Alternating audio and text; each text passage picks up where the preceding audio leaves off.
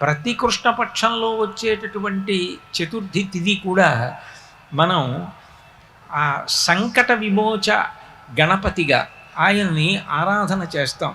సంకటమోచ గణపతి అని చెప్పి సంకటములు నివారించేటటువంటి గణపతిగా పూజ జరుగుతుంది.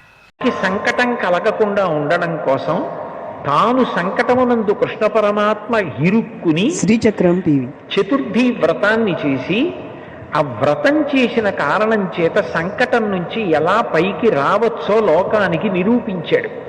విశేషం ఏమిటంటే ఇందులో మేనమామ మేనల్లుడి యొక్క పాత్ర గొప్పది.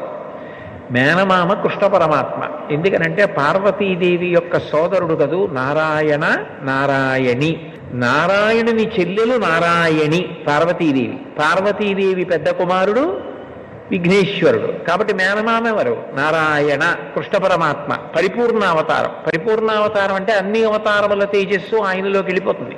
శ్రీచక్రం టీవీ అంతటి పరిపూర్ణావతారమైన కృష్ణావతారం సంకట స్థితిలో పడినటువంటి స్థితి నుండి బయటికొచ్చినటువంటి విధానమేదో అదే సంకటహర చతుర్థి.